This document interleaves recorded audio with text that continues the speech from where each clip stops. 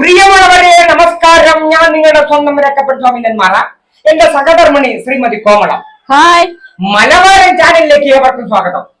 നിങ്ങൾ കാണണം, സബ്സ്ക്രൈബ് ചെയ്യണം, ലൈക്ക് ചെയ്യണം, കമന്റ് ചെയ്യണം. നിങ്ങൾക്കൊപ്പം ഞങ്ങളും, ഞങ്ങൾക്കൊപ്പം നിങ്ങളും. നിങ്ങളുടെ നിലവാരം അതാണ് ഞങ്ങളുടെ മലബാരം. നന്ദി, നമസ്കാരം.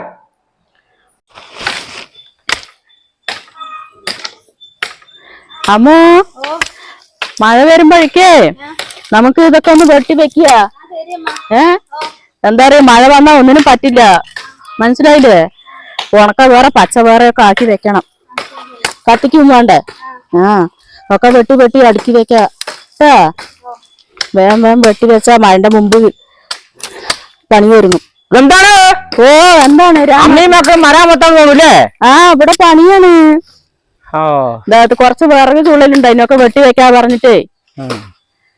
എല്ലാരും ഉണ്ടല്ലേ? ഓ, എല്ലാരും ഉണ്ട്.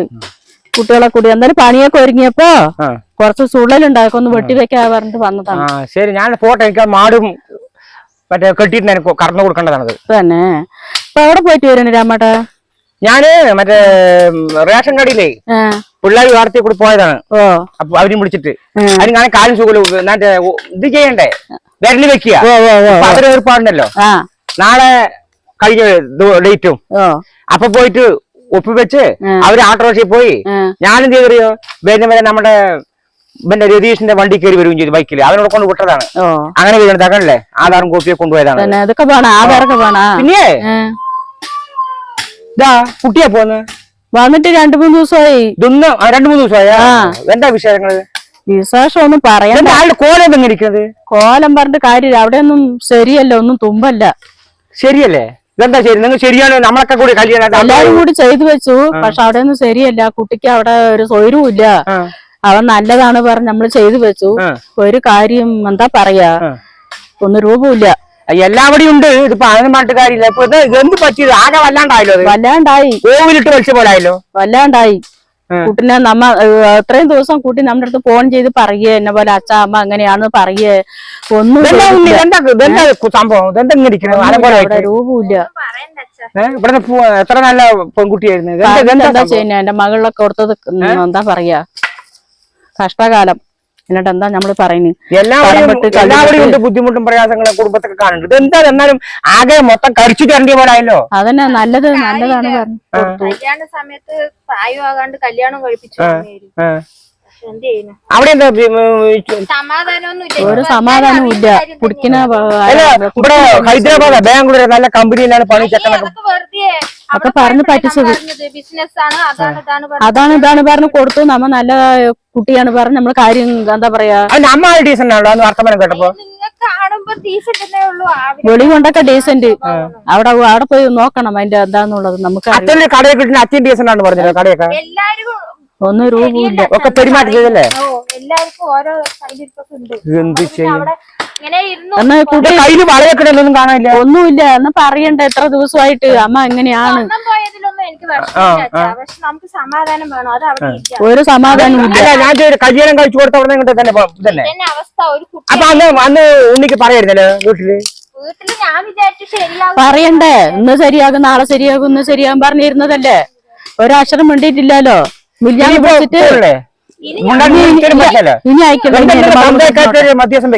ഇരുന്നോട്ടെ. ഇനിയിപ്പോ സമുദായക്കാരുടെ അടുത്തൊക്കെ പറഞ്ഞ് 4 ആളെ കൊണ്ടുപോയിട്ട് എന്താ പറഞ്ഞൊക്കെ തീരുമാനിച്ചു.